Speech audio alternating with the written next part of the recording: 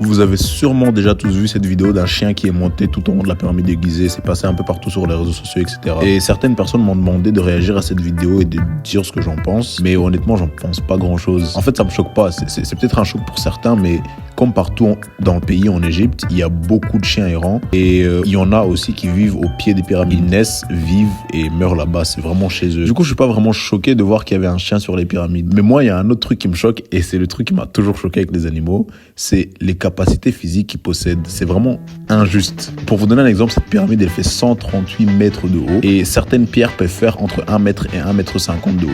C'est-à-dire, ce chien, il n'est pas en train de grimper des escaliers comme on pourrait grimper des escaliers. Il est en train d'escalader des escaliers. Et il fait ça avec tellement d'aisance. Et en plus, il est redescendu et il redescend en courant en plus. Les gens disent qu'il est monté là-haut pour aboyer sur des oiseaux, etc. Mais honnêtement, moi, je pense qu'il est juste monté.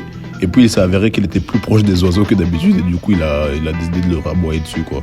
Mais je pense pas vraiment que ça soit ça la raison. Moi, je pense qu'il a fait ça juste pour le fun. Et je pense d'ailleurs que c'est pas sa première fois. C'est peut-être la première fois que c'est filmé, mais c'est pas sa première fois. Et je pense aussi que ce n'est pas le seul qui ait fait ça. En fait, il faut comprendre que ça, c'est leur territoire. C'est chez eux. Et un truc que les animaux vont faire, c'est explorer leur territoire. Et les pyramides font aussi partie de leur territoire. Il n'y a aucune raison pour laquelle ça devrait être hors limite. Du coup, franchement, c'est peut-être la première fois que c'est filmé et c'est impressionnant à voir. Mais je pense que ça arrive tout le temps. Par contre, ce que j'ai bien aimé, c'est que cette histoire a une belle fin. Et le chien, qui s'appelle Apollon, grâce au fait qu'il a été médiatisé et qu'il y ait autant de buzz sur le fait qu'il soit monté au-dessus de la pyramide, ça a ramené beaucoup plus de touristes. Et les touristes, ils ont beaucoup plus conscience de l'existence de ces chiens-là. Et du coup, parfois, ils vont spécialement là, aux pyramides, juste pour pouvoir nourrir les animaux, ils leur apportent de la nourriture, etc. Et du coup, les chiens errants des pyramides, franchement, ils commencent à être de mieux en mieux traités et de mieux en mieux appréciés parce que maintenant, on est conscient de leur existence. Et aussi, une autre bonne nouvelle, c'est que les refuges dans les alentours ont bénéficié de cette médiatisation parce que ça leur a permis d'avoir plus de visibilité sur eux, du coup, plus de dons. Ils peuvent mieux aider les chiens, mieux s'en occuper, etc.